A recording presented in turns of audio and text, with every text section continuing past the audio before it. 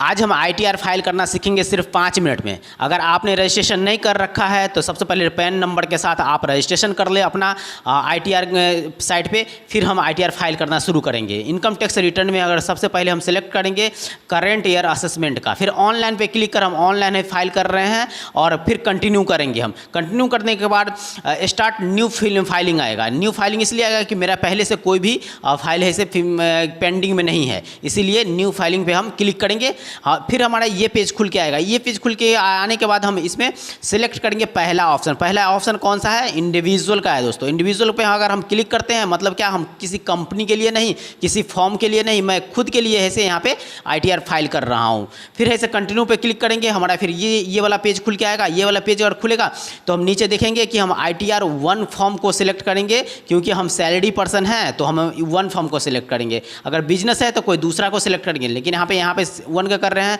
General disclaimer है, हम यहाँ पे कंटिन्यू इसको कर देंगे। फिर कंटिन्यू करने के बाद हमारा ये विंडो खुल के आएगा। इस विंडो में हम पहला ऑप्शन को क्लिक करेंगे, क्योंकि पहला ऑप्शन में यहाँ पे दिया हुआ है कि आप रेसिडेंशियल है, इंडिया का रेसिडेंशियल है दोस्तों, इसीलिए हम पहला ऑप्शन को क्लिक करते हैं।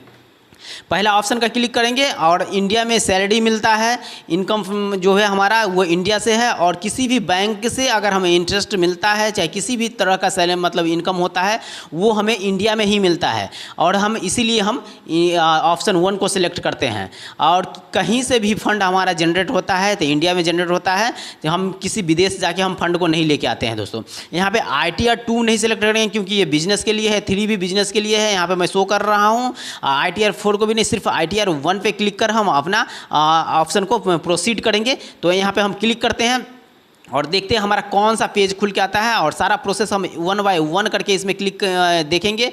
तो प्रोसीड टू ITR फाइलिंग 1 पे क्लिक किए हैं दोस्तों। यहाँ पे आप देख रहे हैं कि हमारा ऐसे खुल के आया है दूसरा विंडो। इसमें 3 स्टेप में हमारा ITR फाइलिंग ऐसे कंप्लीट होगा। सिर्फ 3 स्टेप में मैं यहाँ पे कंप्लीट करूँगा। तो पहला स्टेप जो हमारा आता है वो जनरल इन्फॉर्मेशन का है।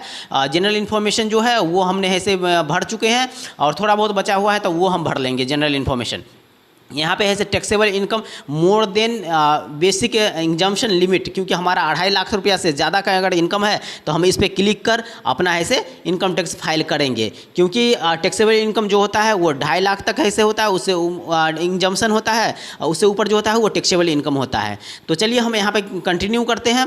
कंटिन्यू करने के बाद हमारा ये विंडो खुल के आएगा। हम इसको भी ऐसे ओके कर देंगे। ओके करने इसलिए ओके करेंगे कि जो इनकम टैक्स के पास हमारा इन्फॉर्मेशन है, जो हमारा डाटा है, वो इसमें ऑटो ऐसे फिल हो जाएगा। ऑटो फिल होने के बाद ऐसे हम मेरा पहला और जो ऑप्शन पर्सनल डिटेल है दोस्तों वो कंप्लीट हो चुका है। हम दूसरा है ऐसे डिटेल पर जाएंगे जो हमारा सैलरी का डिटेल है। अगर सैलरी का डिटेल हमारा जो है वो ऑटो फिल हो चुका है, फिर हम जाएंगे जो हमें इंजम्पशन लेना है। अगर हमें कोई भी इंजम्पशन लेते हैं तो यस कर उसमें अपना है जितना अमाउंट हमें भरना है वो भर लेंगे, अदरवाइज़ हम सबको नो करते जाएंगे। अगर हमें income from rent house allowance लेना है तो हम उसमें यस कर देंगे, अदरवाइज से हम वहाँ पे भी नो कर देंगे। अदर भी अगर इंजम्पशन लेना है तो हम यस करेंगे, अदरवाइज नो करेंगे, फिर कंटिन्यू पे क्लिक करेंगे। कंटिन्यू पे क्लिक करते ही हमारा नया विंडो खुल जाएगा।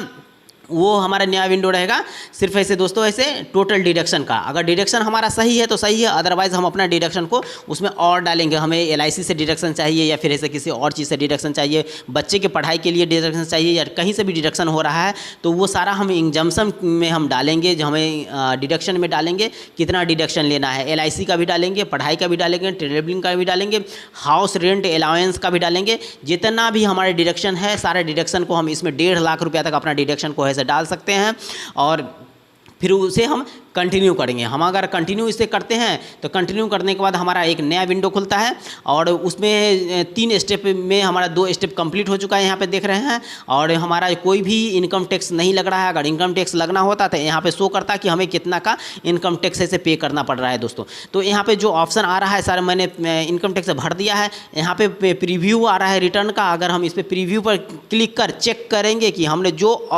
फाइल किया है इनकम टैक्स, जो भी अमाउंट हमने डाला है वो सही है या नहीं। अगर सही है तो कंप्लीट वेरिफिकेशन के लिए हमारा ऐसे रेडी हो जाएंगे। कंप्लीट वेरिफिकेशन के लिए वेरीफाई करेंगे, क्योंकि हमारा जो बैंक अकाउंट है या फिर आधार नंबर है जो भी है वो हमारा मोबाइल नंबर से लिंक है। तो हम कंटिन्यू पे करेंगे। कंटिन्यू पे करते ही हमारा ये वाला ऑप्शन ऐसा आ जाएगा दोस्तों। इस वाला ऑप्शन जब आते ही ये वाला विंडो खुलते ही हम इस पर पहले नंबर पे ही क्लिक करेंगे, क्योंकि जो भी हमारा आधार से लिंक है मोबाइल नंबर, उस पर ही हमारा OTP आएगा, चाहे जो भी मेल है उस पर हमारा OTP आएगा।